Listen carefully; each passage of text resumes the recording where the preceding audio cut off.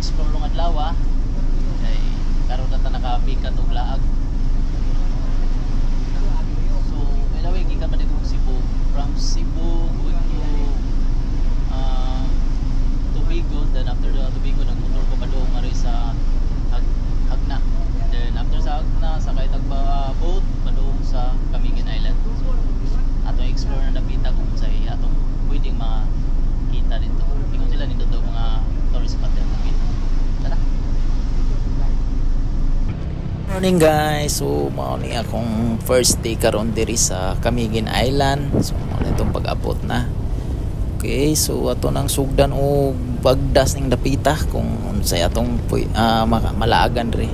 So by the way, ang first bucket list nako karon is ang Tuasan Falls. Isa ni sa pinakanindot nga falls diri sa Camiguin nga atong pag-atuon karon.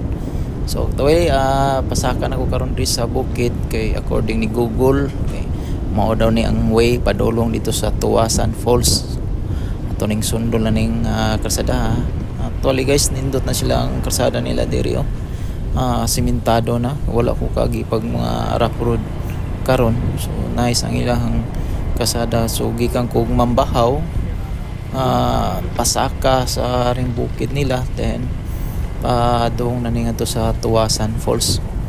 Okay guys, kuyugi ko ninyo sa akong laag karong adlaw. So atong laago ning whole Camiguin. Let's go.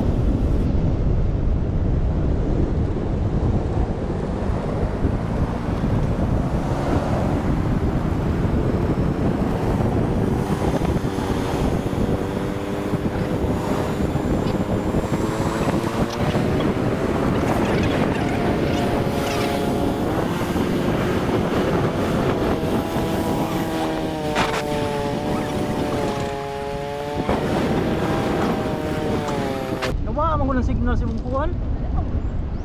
Nakay Tuasan.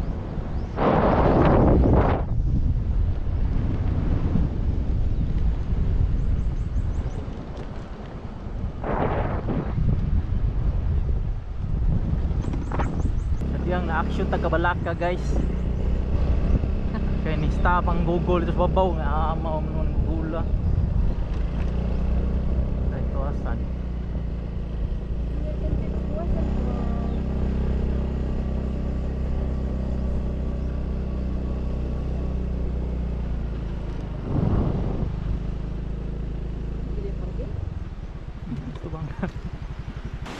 So guys, mo na itong first stop karon diri sa Laag Chris Camiguin na ata karon sa Tuasan Falls. Tara. So this is it guys. Tuasan Falls.